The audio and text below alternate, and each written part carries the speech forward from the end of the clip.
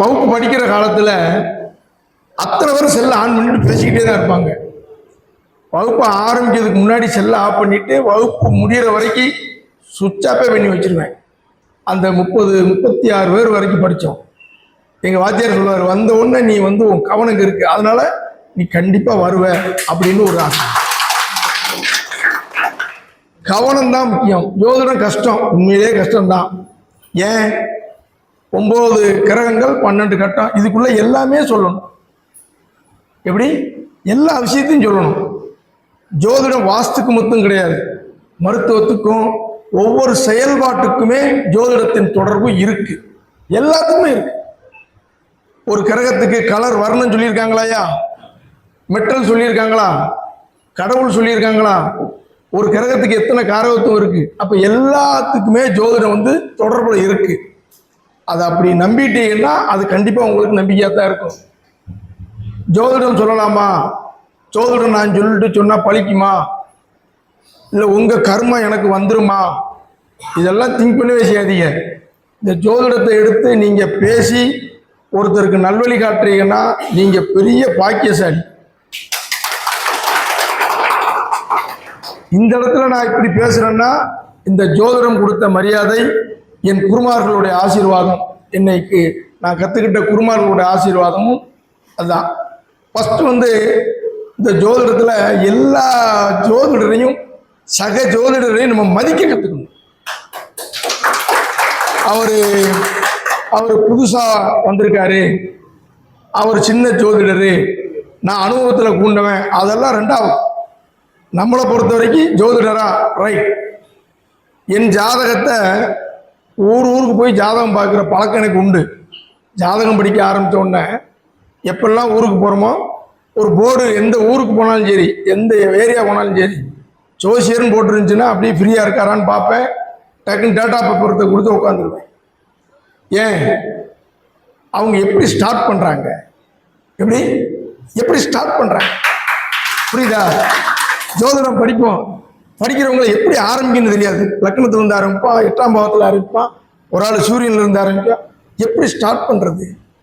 அப்போ ஜோதிடத்தை நம்ம என்னதான் படித்தாலும், எவ்வளவு புஸ்தகம் படித்தாலும், பயிற்சி எடுத்த பிறகுதான் விதிகள் நமக்கு புலப்படும். கரெக்டா ஐயா? கரெக்டாங்க ஐயா? நீங்கள் எல்லா இடத்துலையும் எல்லா விதியும் ஒத்து வருதான் ஐயா? படித்த ரூல்ஸ் எல்லா இடத்துலையும் வருதா? நமக்கு வரல. அப்ப ஒரு இடத்துல ஒத்து வராத ஒரு விதி இன்னொரு இடத்துல வருது. அப்ப இங்க என்ன செய்யணும்? யாருக்கு எப்படி சொல்லணுங்கிறத பயிற்சியில என் குருநாதர் எனக்கு சொல்லுவார், அனுபவத்தில் தான் பல விஷயங்களை ஜோசியத்தில் கத்துக்கிட முடியும். அனுபவத்தில் தான் கத்துக்கிட முடியும். சோதனம் பல ரூட்டு பல மெத்தடு.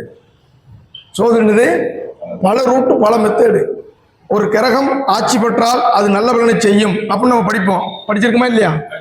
மூல நூல்கள்லையும் நமக்கு குருமார்கள் சொல்லிக் கொடுப்பாங்க. ஒரு கிரகம் நீச்சம் பெற்றால் அதனுடைய பலன் அவருக்கு குறைவு. படிச்சிருக்கோமா இல்லையா? நீச்சம் பெற்ற கிரகம் பலன் தராம இருந்திருக்கா? ஐயா, ஒரு ஆளுக்கு செவ்வாய் நீச்சம், அப்ப வீடு வாசலே இல்லைன்னு சொன்னா அங்க நம்ம தப்பாயிருவோமா? ஐயா, ஒரு ஆளுக்கு செவ்வாய் பலமா இருக்கு, பூமி அமையலைன்னு வராரு, அப்ப இங்க விதி தப்பு இல்லை, அதை எப்படி யாருக்கு சொல்லணுங்கிற மதிதான் இங்க முக்கியம். ஐயா, புரிஞ்சதா? சொல்லி கொடுத்தது தப்புன்னு என்னைக்குமே நீங்க போகக்கூடாது. அந்த வாத்தியார் சொல்லி கொடுத்தது தப்பு, படிச்ச ரூல் தப்பே கிடையாது. யாருக்கு தக்கன எப்படி பலன் பேசணும்னு தெரியணும். ஐயா கரெக்டா? ஐயா குருநாதர் ஐயா காலையில பேசினார், வர்றவனுக்கு தகுந்த மாதிரி நம்மளை மாத்திக்கிட்டே இருக்கணும். எப்படி? ஜோதிடர் வந்துங்கய்யா மிகச்சிறந்த ஒரு திறமைசாலி தான் என் ஜோசியர் ஆக முடியும். ஏன் அப்படி தெரியுமா? காலையில ஒருத்தர் வருவார், அரை மணி நேரம் சொல்லுங்க, சீக்கிரம்லாம் முடிக்கப்படாதுன்னு பாரு.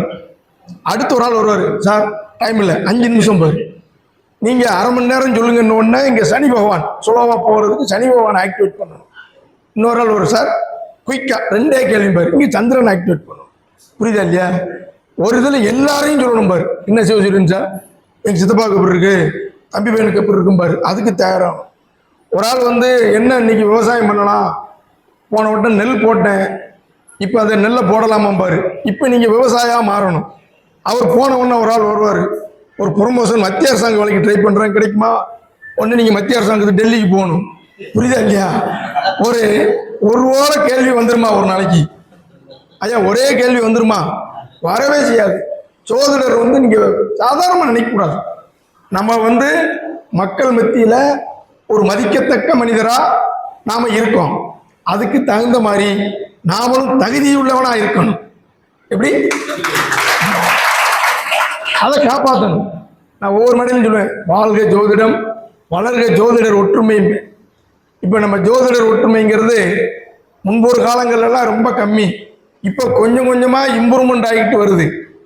ஒரு 50% ஒற்றுமை நன்றாக தெரிகிறது. இது மேலும் இன்னும் வளரணும். இன்னும் பத்தாது, இன்னும் என்ன செய்யணும்? வளரணும். யாருமே சின்ன ஜோசியர் பேசுறாரு, இது சின்ன கருத்துன்னு நினைக்கவே செய்யாதீங்க. ஒவ்வொருத்தர்கிட்டையும் ஒரு கண்ணோட்டம் இருக்கும்.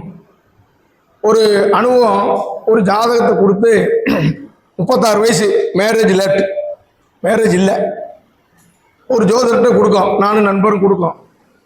திருமண தடை, திருமண விஷயமா வந்திருக்கீங்க. 4 பேருமே சொல்லிட்டாங்க. 4 பேர் சொன்ன காரணங்களை கேட்கும் போது 4 டிஃபரன்ஸ், ஆனால் 4 பேரும் கரெக்ட். எப்படி 4 பேருமே கரெக்ட். அப்ப எந்த கண்ணோட்டத்தில் பார்க்குறாங்க அப்படிங்கிறத இப்படி மேடையில் பல ஜோசியர் பேசும்போது நீங்க கேட்டு கேட்டு அதை நீங்க ஃபாலோ பண்ணீங்கன்னா நீங்களும் சிறந்த ஜோதிடர் தான். கேட்டாங்க சொல்றது. அப்ப இந்த மாதிரி விழா ஏற்பாடு பண்ணி அந்தந்த பகுதியில் அனுபவம் வாய்ந்த ஜோதிடர்களை அழைத்து உங்களுக்கு இப்படி ஒரு விழாவை ஏற்பாடு பண்ணி கருத்துக்களை உங்களுக்கு சேர்க்க வைக்க இந்த கமிட்டிக்கு ஒரு கைதட்டல் கொடுங்க. நான் பொதுவாக கருத்தரங்கம் மாநாடு நடத்துகிறவங்கள ரொம்ப மதிப்பேன், சல்யூட் அடிப்பேன். ஏன்னா அது செய்கிறதுக்கு தனி யோகம் வேணும். என்ன வேணும்? தனி யோகம். ஒரு 20 நாளைக்கு முன்னுக்கூடியே இந்த ஏற்பாடு பண்ணி யார் யாரை கூப்பிட, மண்டபம் புக் பண்ண, யாராவது செய்ய முடியுமாங்க? நீங்கள் சொல்லுங்க பார்ப்போம். செய்ய முடியாது. அதுக்கு ஒரு அமைப்பு.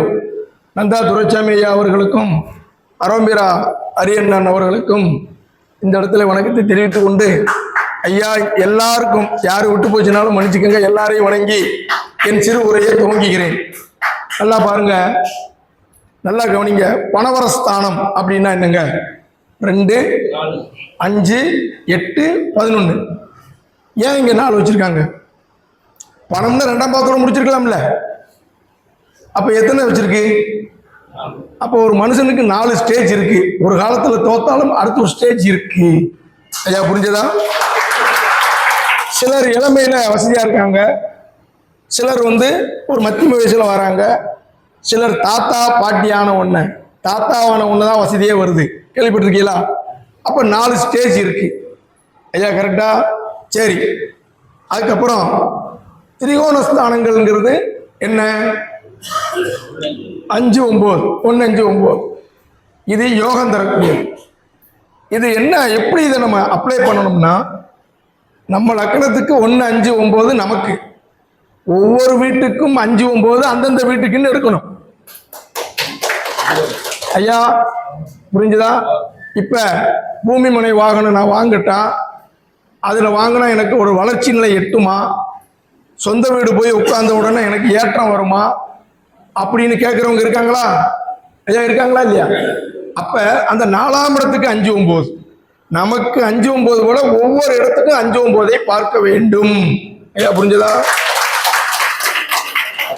மறைவு ஸ்தானம்னு சொல்றோம். அதுனா என்ன? 3, 6, 8, 12 மறைவு ஸ்தானம். ஒரு கிரகம் மறைஞ்சிருச்சு. அப்ப மறைவு ஸ்தானம், துர்ஸ்தானத்தில் ஒரு கிரகம் இருந்தால் அது சார்ந்த கவலை, அது சார்ந்த பாதிப்பு உண்டு. இப்படி நமக்கு ஆசிரியர் சொல்லி கொடுத்துருக்காரா? மூல நூல்கள்ல இருக்கா? இருக்குல்ல, தப்பே இல்லை. பாதிச்ச கிரகம் தொடர்ந்து பாதிச்சுக்கிட்டே இருக்குமா? இருக்குமா? சொல்லுங்க பார்ப்போம். அப்ப பாதிப்புன்னு ஒண்ணு கொடுத்துருச்சுன்னா அந்த கிரகம் யோகம் தர தயாராகி விட்டது. என்னது? யோகம் தர தயாராகி விட்டது. எந்த முனிவர் சாபம் கொடுக்காரோ அந்த முனிவர் தான் சாப விமோச்சனமும் கொடுக்கிறார். கரெக்டா? அப்ப மறைவு ஸ்தானங்கள்ல ஒரு பாதிப்புகளை சந்திச்ச உடனே மறுபடியும் அவர் என்ன செய்யறாரு? அது அனுபவம். கஷ்டங்கள் என்பது ஒரு அனுபவம். யோகம் வர்றதுக்கு முன்னாடி ஒரு வறுமையோ கஷ்டமோ ஒருவனுக்கு வரும்.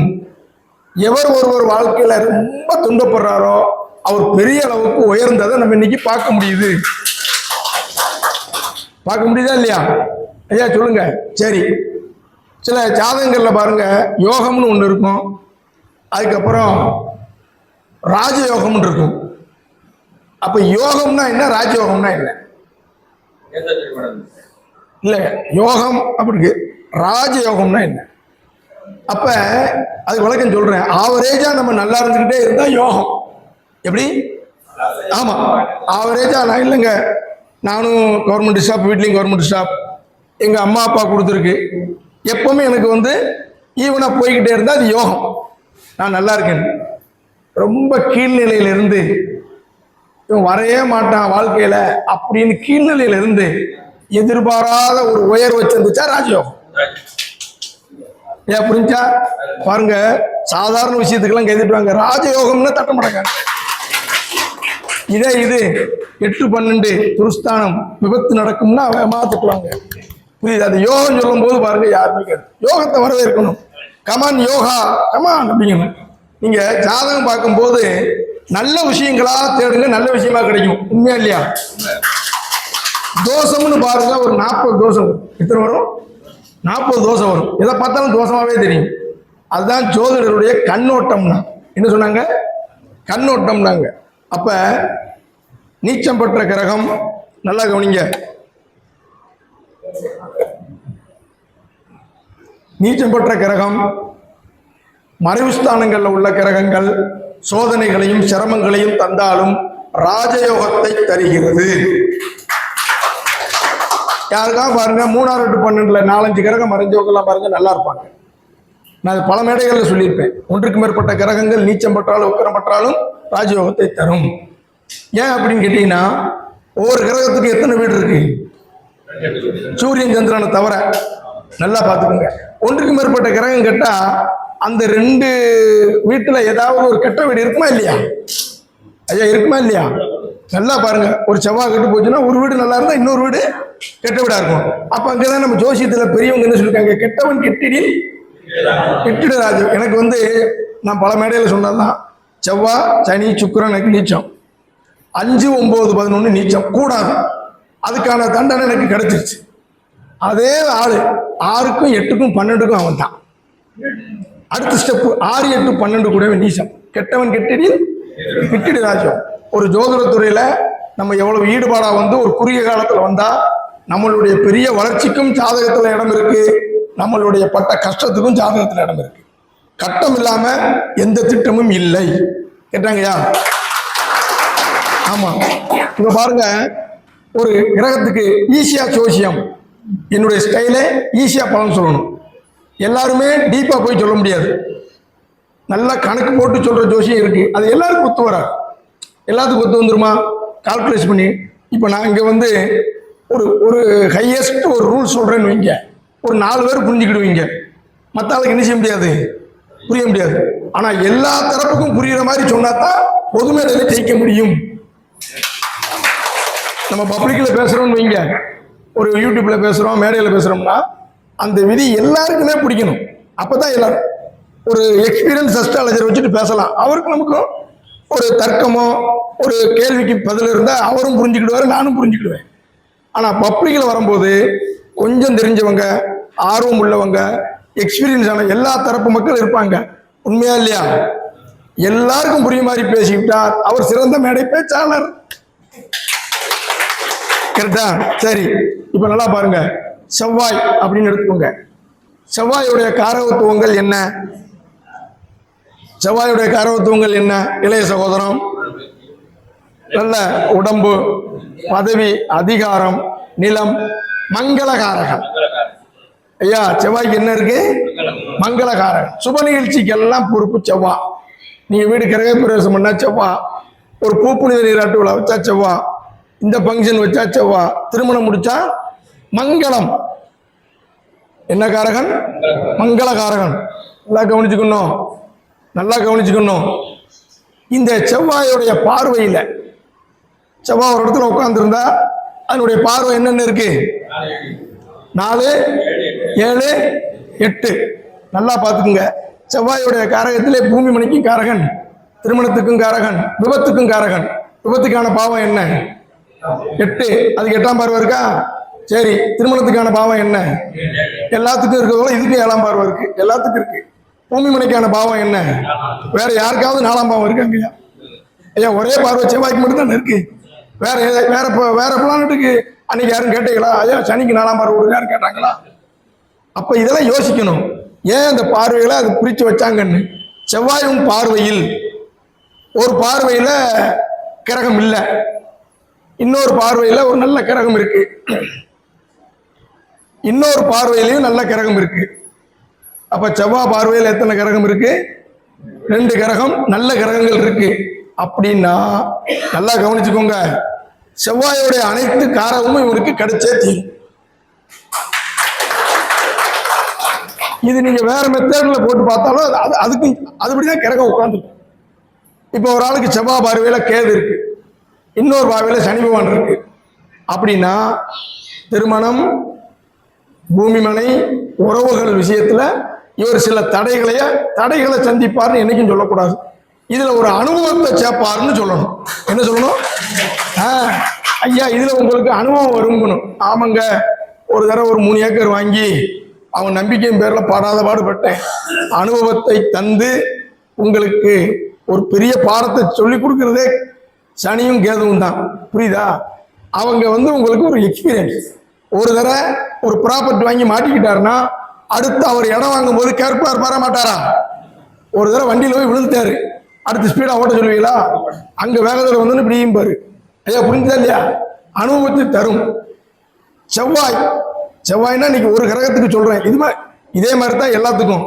செவ்வாயோடைய பார்த்த வீடு, செவ்வாய் எந்த வீட்டை பார்க்க அந்த பார்த்த வீடு, அந்த வீட்டுக்காரன் பலமாயிட்டாலும் செவ்வாயின் காரகத்துவங்கள் உண்டு.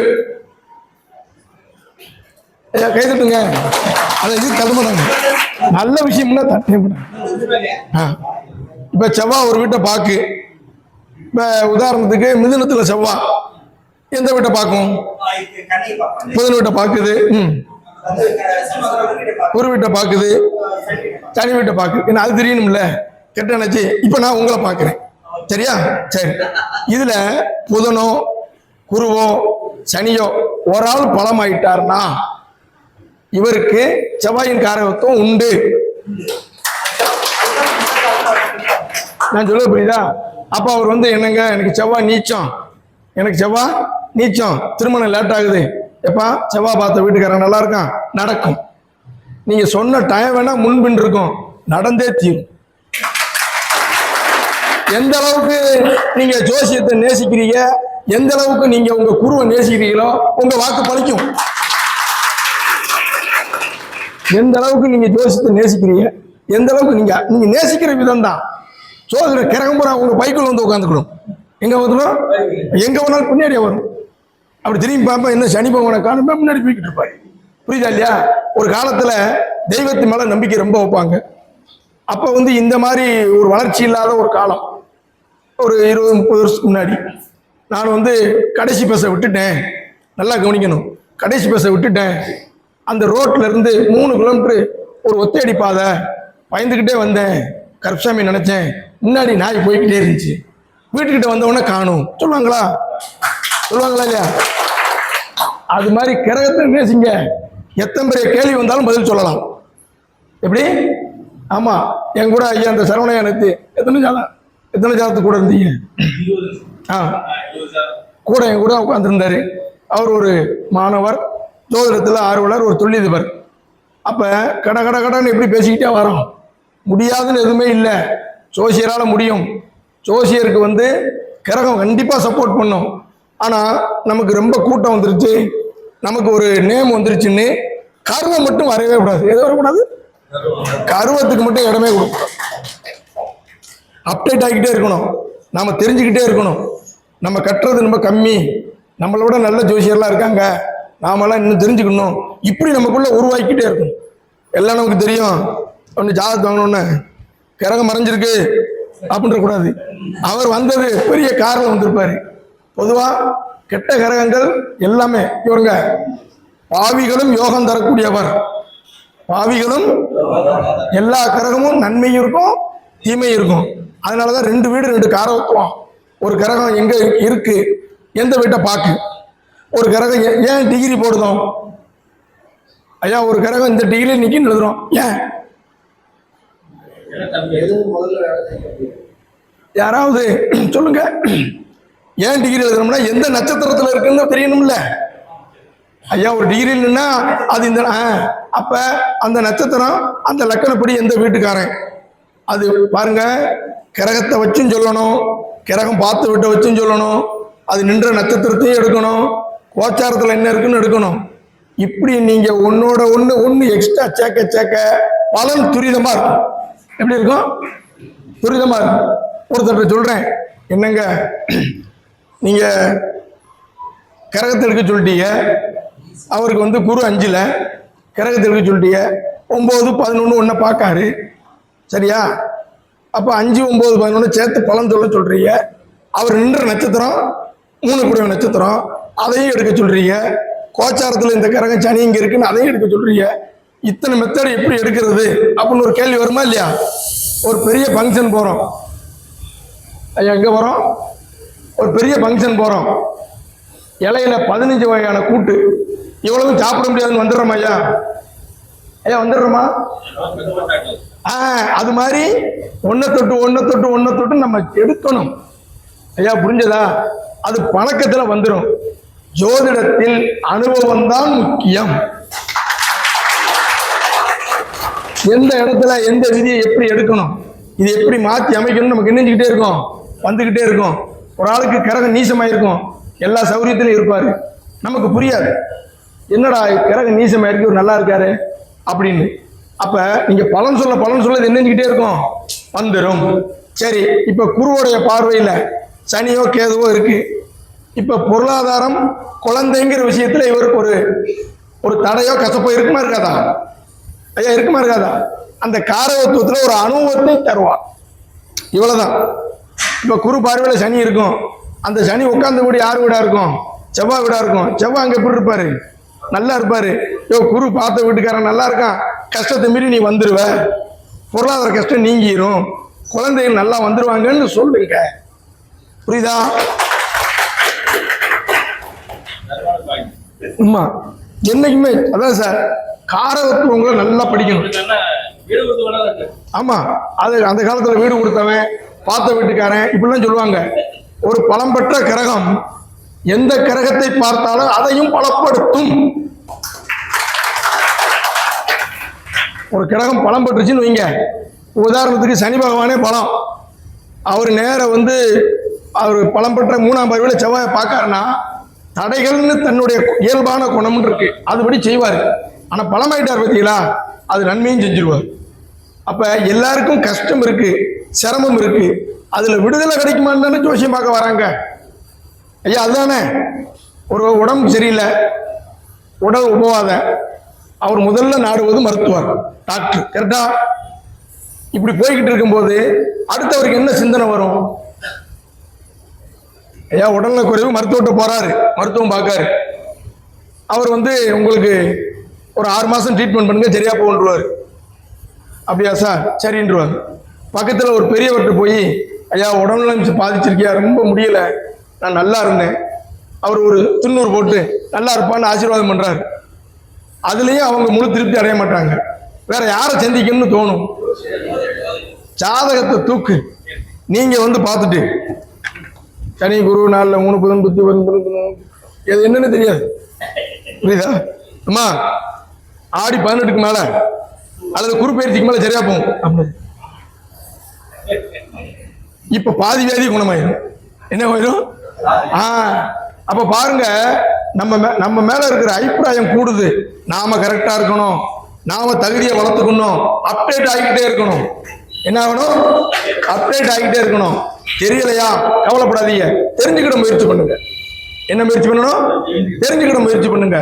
தெரியுங்கிற நினைப்புல அப்டேட் ஆகலைன்னா நம்ம மேல அவங்க வச்சிருக்கிற ஒரு அபிப்பிராயத்தை நம்ம காப்பாற்ற முடியாது.